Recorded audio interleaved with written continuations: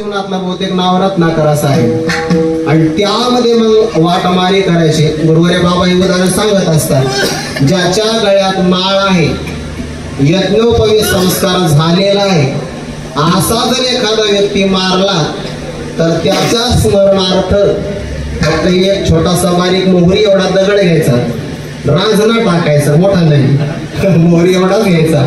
नाशिकीचे रांजण भरले गणतीच नाही, इतकं पाप झालं. भाग्याचा उदय तेही एवढी संत पाय, नारद वर्षी त्या रस्त्याने चालले आणि तो झाडावर उडी मारून खाली आला. त्याच्या हातामध्ये तळपती कुऱ्हाड होती, बरं, तळपती कुऱ्हाड असू द्या. त्या कुऱ्हाडीच्या धाकाने नारदांना विचारलं, काय आहे जवळ? म्हणजे जवळ काहीच नाही, फक्त चिपळे आहे, वीण आहे, मी नारळ सुद्धा घेत नाही, असं देवर्षी नारदजी म्हणाले. जवळ बाळगण्याचं काही कारण नाही, संग्रहच माझ्या जवळ नाही, काहीच नाही. नारदजी म्हणाले, लागत असेल तर विणा घेऊन जा, पण देवाचं भजन कर. पण कशाला एवढं पाप करतो? कशाला म्हणजे कुटुंब वत्सल असल्यामुळे.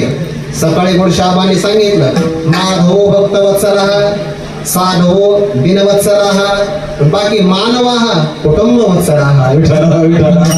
मनुष्य हा कुटुंबावर प्रेम करणारा, माझ्या कुटुंबाचं भरण पोषण व्हावं याकरता मी हे निषिद्ध कर्म करत आहे. पण नारदाने विचारलं, का हो एवढं पापात्मक कर्म करता तुम्ही? पाप केल्यानंतर घरातले लोक भागीदार होणार आहे का? भागीदार म्हणजे वाटेकरी सांगता येणार नाही, विचारून ये. वा वा वा महाराज हुशार आहात तुम्ही. म्हणजे मी घरी विचारायला जाणार आणि तुम्ही पुढच्या रस्त्याने मार्गक्रमणा करणार, तसा मी तुम्हाला जाऊ देणार नाही. वा, तुम्ही पळून जाणार. त्या असणाऱ्या वाटपाडा कोळीकू बरोबर मी घरून जाऊन येतो, पण तुम्ही पळून जाता कामा नये.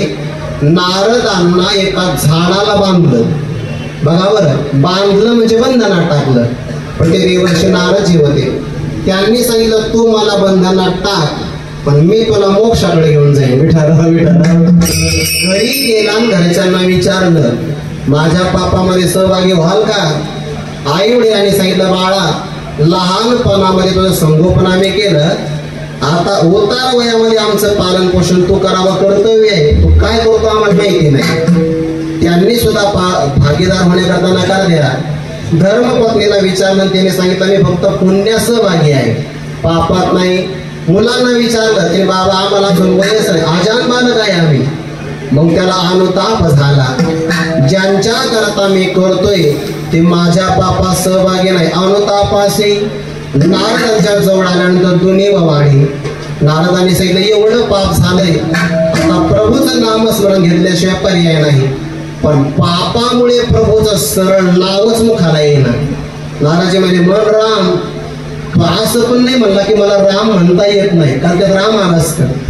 तो मला तुम्ही जे म्हणता ना ते मला जमतच नाही, राम नाव येणार नाही पुण्याशिवाय. मग नारदाने विचार केला, याला सोयीचं नाव येत नाही, याला आपण उलटा मंत्र सांगतो, मरा मारा. उलटा मंत्र सांगितला. पूज्य मुरारी बापू सांगत असतात, प्रभु का नाम अगर कोई उल्टा लेता है तो वो शुद्ध हो जाता है, सीधा लेता है तो सिद्ध हो जाता है. अनुतापाचे गणे वचडे, वैराग्य वाडे चढवणे, सहज त्यांच्या ऐकता गोष्टी, परमार्थ पोटी दृढावे. ज्ञानेश्वर